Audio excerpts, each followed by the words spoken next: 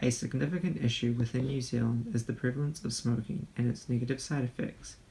By 2025, the New Zealand government aims for less than 5% of the population to be smokers.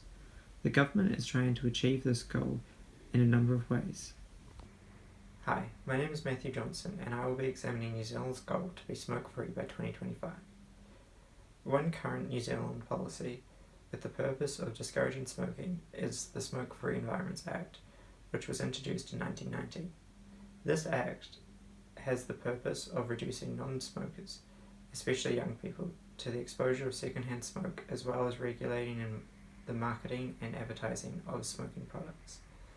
The Act sets rules around smoking in workplaces and requires them to have mandatory policies in place for smoking.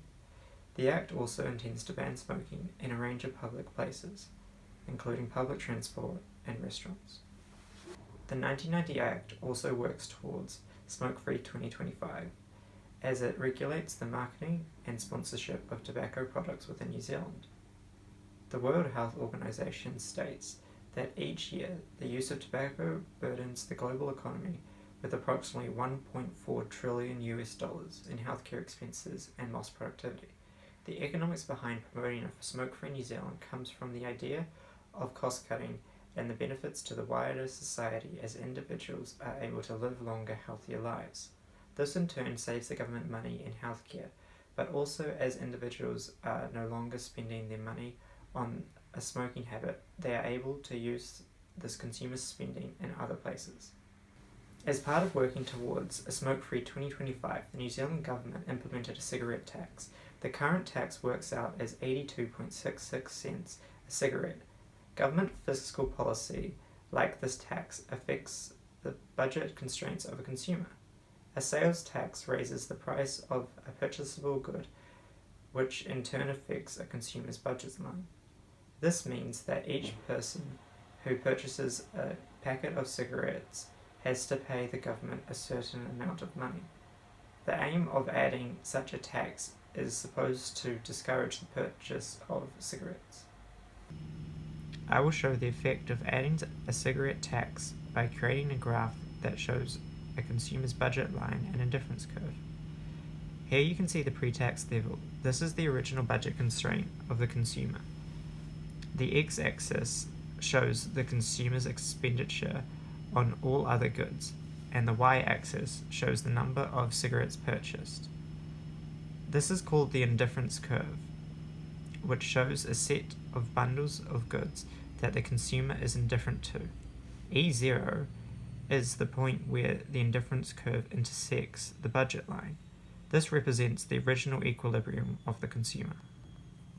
After the government adds a cigarette tax, the budget line of the consumer changes. As you can see here, the graph shows that there will be a decrease in the number of cigarettes purchased, making the budget line steeper. This gives a new equilibrium point shown as E1. As you can see here, the decrease from U0 to U1 shows a substantial decrease in the individual utility or satisfaction received due to this increase in price. There is strong evidence, both internationally and from within New Zealand, that demonstrates changes in consumer behaviour after a tax increase. For example, a 2018 Ministry of Health report identified that applying a tax on tobacco products resulted in a reduction in overall tobacco use. As you can see in this graph here, the study also highlights that since the tax was implemented, there has been a steady decrease in the proportion of the population classed as daily smokers in all age groups. Furthermore, the sale of tobacco in New Zealand steadily decreased after the tax, especially between the years of 2010 and 2012, when the tax rate was increased. The study concludes by noting that the tax also helped to improve the overall health of the New Zealand population. A new policy initiative that I believe would work to discourage tobacco use is to ban smoking from all city centres and central business districts. This adds to the current laws prohibiting smoking in bars, public transport and restaurants, but expands its reach so that less New Zealanders are exposed to this negative behaviour.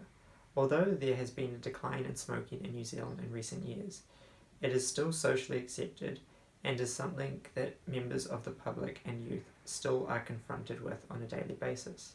For a cultural shift away from tobacco use, I believe our current laws need to extend their reach. Due to the inconvenience of being unable to smoke in city centres, a change in individuals' preferences may occur, leading some to give up smoking and select other products such as vaping and nicotine gum, which would be allowed in city centres as their utility for these products will now be higher. To add to this, smoking has major negative externalities of secondhand smoke and higher healthcare costs. It is estimated that secondhand smoke causes the death of between 174 and 490 New Zealanders every year.